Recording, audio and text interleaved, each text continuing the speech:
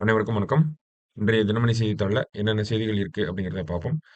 So முதல்ல செய்திகளுக்கு போறதுக்கு முன்னாடி, நமக்கு ஜூலை 26 ஒரு முக்கியமான விஷயம். அத நம்ம பார்க்காம போயிட்டோம் நேத்து. என்ன அப்படின்னு பார்த்தோம்னா, கார்கில் விஜய் திவாஸ் அப்படின்னு இந்த நாள நம்ம கொண்டாடுறோம். ஓகேங்களா? கார்கில் விஜய் திவாஸ் அப்படின்னு சொல்றாங்க. ஓகேவா? ஸோ கார்கில் விஜய் திவாஸ் அப்படின்னா ஒண்ணும் இல்ல. நம்ம 1999ஆம் ஆண்டு ஜூலை 26ஆம் தேதி தான் இந்திய அரசாங்கம் அறிவிக்கிறாங்க. இந்தியா கார்கில் போர்ல வெற்றி பெற்றுருச்சு அப்படின்னு சொல்லி. ஓகேங்களா? ஸோ அதனை ஒட்டி தான் நம்ம ஜூலை 26 வந்து கார்கில் விஜய் திவாஸ் அப்படின்னு சொல்லி கொண்டாடிட்டு இருக்கோம். ஓகேங்களா? ஏன் நமக்கு இது முக்கியமாக இருக்கு அப்படின்னு பார்த்தோம்னா, இந்த வருஷம் 2024ஆம் ஆண்டு கொண்டாடப்பட்ட இந்த கார்கில் விஜய் திவாஸ், கார்கில் வெற்றி தினம் அப்படிங்கிறது நமக்கு 25ஆம் ஆண்டு நினைவு தினமாகவும் இருக்கு. சரிங்களா? ஸோ 25த் ஆனிவர்சரி ஆஃப் கார்கில் விஜய் திவாஸ் அப்படிங்கிறத அப்சர்வ் பண்ணியிருக்கோம். சரியா? ஸோ அதனால கொஞ்சம் முக்கியமா இருக்கு. பார்த்து வச்சுக்கோங்க. சரியா? சரி. முதல்ல டைரக்ட்டா நம்ப திருக்குறளுக்கு போறோம். திருக்குறள்ல என்ன சொல்லியிருக்காங்க அப்படின்னா, "வெள்ளத்து அணைய மலர் நீத்தம், மாந்தர்தம் உள்ளத்து அணையது உயர்வு" அப்படின்னு சொல்லியிருக்காங்க. "வெள்ளத்து அணைய மலர் நீத்தம், மாந்தர்தம் உள்ளத்து அணையது உயர்வு. நீர்ப்பூக்களின் தாளின் நீளம், அவை நின்ற நீரின் அளவினவாகும். மக்களின் ஊக்கத்தின் அளவினதாகும் வாழ்க்கையின் உயர்வு" அப்படின்னு சொல்லி கொஞ்சம் டிஃபிகல்ட்டா தான் இருக்கு. இதுல குடுத்திருக்க மீனிங்க புரிஞ்சுக்கிறது. ஒண்ணும் இல்ல.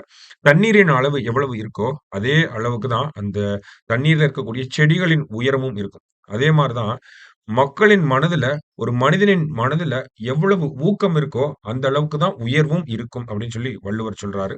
திருக்குறளின் 595 அதிகாரம் ஊக்கமுடைமை. சரியா? ஸோ இன்றைய செய்திகள் அப்படின்னு பார்க்கிறப்ப, முக்கியமான செய்திகள் அப்படின்னு பார்க்கிறப்ப, நமக்கு இந்த வேர்ல்டு ஹெரிடேஜ் சைட் ரிலேட்டடா ஒரு செய்தி வந்திருக்கு. என்ன அப்படின்னு பார்த்தோம்னா, அசாம் மாநிலம் இருக்காங்க இல்லையா? அங்க இருக்கக்கூடிய ஒரு சின்னம், உலக பாரம்பரிய சின்னங்கள் பட்டியலில் அகோம் வம்சத்தின் உடல்களை புதைக்கும் நடைமுறை சேர்க்கப்பட்டுள்ளது. சரிங்களா? ஸோ என்ன சொல்றாங்க அப்படின்னு பார்த்தோம்னா, உலக பாரம்பரிய சின்னங்கள் பட்டியலில் 600 வருடங்கள் பழமையான அகோம் வம்சத்தினர் உயிரிழந்தவர்களை புதைக்கும் நடைமுறையான மொய்தம்ஸ் சேர்க்கப்பட்டது அப்படின்னு சொல்லி குடுத்திருக்காங்க. ஸோ மொய்தம்ஸ் அப்படிங்கிறது ஒரு டைப் ஆஃப் பெரியல் மெத்தட். ஓகேவா? ஸோ இந்த மாதிரி தான் இருக்கும். ஒரு சின்ன பிரமிட் மாரி இருக்கும். ஸோ இப்படிதான் அகோம் வம்சத்தினர் வந்து அவங்க இறந்தவர்களின் உடல வந்து புதைச்சிருக்காங்க. ஓகேவா? ஸோ அத வந்து இப்போ யுனெஸ்கோ வேர்ல்ட் ஹெரிடேஜ் சைட்ல வந்து சேர்த்திருக்காங்க. கல்ச்சர் அப்படிங்கிற கேட்டகரிக்கு கீழ. ஸோ இதை ஒட்டி நம்ம சமீபத்தில ஒரு செய்தி பார்த்திருந்தோம். இந்தியாவுல முதல் முறையா இந்த வேர்ல்ட் ஹெரிடேஜ் கமிட்டி மீட்டிங் 46வது வேர்ல்ட் ஹெரிடேஜ் கமிட்டி மீட்டிங் ஓகேங்களா? உலக பாரம்பரிய குழுவின் அமர்வு அப்படிங்கிறது இந்தியாவுல டெல்லியில வந்து நமக்கு நடந்துருச்சு இல்லையா? நியூ டெல்லியில வந்து நடந்துருச்சு.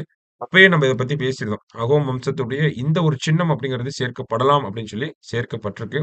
இதன் மூலம் என்ன ஆகுது அப்படின்னு பார்த்தோம்னா, வடகிழக்கு மாநிலங்களில் இருந்து உலக பாரம்பரிய சின்னங்கள் பட்டியலின் கலாச்சார பிரிவில் இடம்பெற்ற முதல் கட்டமைப்பு என்ற பெருமையை பெற்றுள்ளது. அதாவது வடகிழக்கு மாநிலங்களிலிருந்து கலாச்சார பிரிவுல இடம்பெற்ற முதல் கட்டமைப்பு எது அப்படின்னு பார்த்தோம்னா, இந்த மொய்தம்ஸ் அப்படின்னு சொல்லக்கூடிய இந்த ஒரு கட்டடங்கள். சரிங்களா? ஸோ மத்தபடி பார்க்கிறப்ப, அகோம் வம்சத்த பத்தி நமக்கு குடுத்திருக்காங்க. அசாமை கடந்த 1228 இருந்து 1826 வரை அகோம் வம்சம் ஆட்சி செய்தது. அவர்களின் ஆட்சி காலத்தில் இறந்தவர்களை மணல் மேடுகளில் புதைக்கும் நடைமுறை மொய்தம்ஸ் என்று அழைக்கப்பட்டது. இறந்தவர்களை அடக்கம் செய்யக்கூடிய முறை தான் அந்த மொய்தம்ஸ் அப்படின்றத நம்ம பார்த்திருந்தோம். பிரமிடு வடிவத்தில் இந்த கட்டமைப்பு வடிவமைக்கப்பட்டுள்ளது. ஹிஸ்டரி ரிலேட்டடாவும் கேட்கலாம். நமக்கு கரண்ட் அஃபேர்ஸ் ரிலேட்டடாவும் கேட்கலாம். சரியா? பார்த்து வச்சுக்கங்க. 1228 1826 வரைக்கும் இந்த அகோம் வம்சத்தின் ஆட்சி அப்படிங்கிறது இருந்திருக்கு. அகோம் ரிவோல்ட் அப்படிங்கிறது கூட நம்ம ஐஎன்எம்ல பார்ப்போம். ஸோ அதெல்லாம் இதோட சேர்த்து ரிலேட் பண்ணி படிச்சு வச்சுக்கோங்க. சரியா? மத்தபடி பார்க்கிறப்ப, தற்போது வரை 300க்கும் மேற்பட்ட இந்த வடிவமைப்புகள் கண்டறியப்பட்டுள்ளன. அவற்றில் 90 மணல் மேடுகள் அகோம் வம்சத்தின் தலைநகரான சராய்தியோ என்ற பகுதியில் பாதுகாக்கப்பட்டு வருகின்றன அப்படின்னு சொல்லியிருக்காங்க. அப்ப இதிலிருந்து இந்த ஒரு பேராகிராஃப்ல இருந்து நம்ம என்ன தெரிஞ்சுக்கிறோம் அப்படின்னா, அகோம் வம்சத்துக்குன்னு ஒரு தலைநகரம் இருந்திருக்கும். கண்டிப்பா. அதனுடைய பெயர் என்ன அப்படின்னு பார்த்தோம்னா, சராய் தியோ அப்படிங்கிற பெயர். ஓகேங்களா? அந்த நகரம் வந்து அகோம் வம்சத்தினுடைய தலைநகரமாக இருந்திருக்கு. மத்தபடி பார்த்தோம்னா, அஸ்ஸாமுடைய 3வது சின்னமாகவும் இது இருக்கு. என்னென்ன சின்னங்கள் ஆல்ரெடி இருக்கு அப்படின்னு பார்த்தோம்னா, காசிரங்கா நேஷனல் பார்க் சொல்லுவோம். Manas national park. கடைசியா பார்த்தோம் அப்படின்னா, அதேபோல் இந்தியாவில் உள்ள உலக பாரம்பரிய சின்னங்களின் எண்ணிக்கை 43ஆக உயர்ந்துள்ளது அப்படின்னு சொல்லி கடைசியா நமக்கு குடுத்திருக்காங்க. ஓகேவா? 43ஆக உயர்ந்திருக்கு. ஸோ இது ஒரு முக்கியமான செய்தி. இந்த ஆர்டிகில பார்த்துக்கோங்க. சரியா? சரி. கடைசியா பார்த்தோம்னா, நமக்கு விளையாட்டு செய்திகள் ஒலிம்பிக்ஸ் ஆரம்பிச்சிருச்சு.